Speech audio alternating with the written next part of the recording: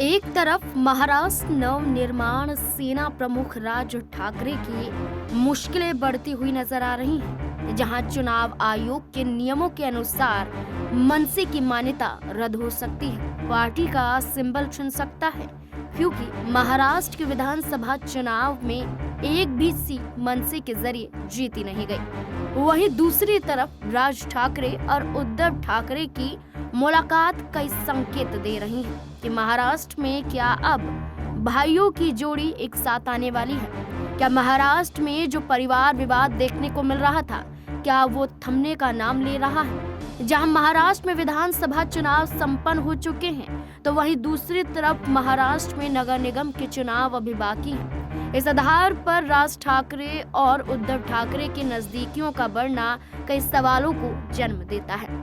महाराष्ट्र की राजनीति में ठाकरे परिवार हमेशा से चर्चाओं का केंद्र रहे हैं। शिवसेना संस्थापक बाला साहेब ठाकरे के समय से ही राज ठाकरे और उद्धव ठाकरे को लेकर कई बड़ी चर्चाएं होती रही हैं। इस बीच ठाकरे परिवार एक शादी के कार्यक्रम में एक साथ नजर आए, जहां शिवसेना यूबीटी प्रमुख उद्धव ठाकरे और महाराष्ट्र नवनिर्माण सेना मनसे प्रमुख राज ठाकरे ने कई सालों के बाद बातचीत की।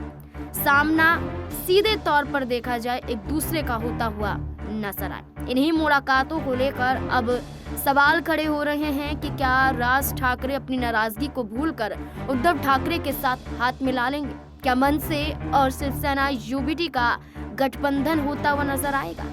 शादी समारोह से पहले राज ठाकरे की मुलाकात उद्धव ठाकरे की पत्नी रश्मि ठाकरे से भी होती हुई नजर आई थी, और जिस तरीके से हम देख रहे हैं कि उद्धव ठाकरे से भी मुलाकात करते हुए नजर आए, बातचीत के दौरान हंसी मजाक भी होती हुई दिखाई दी।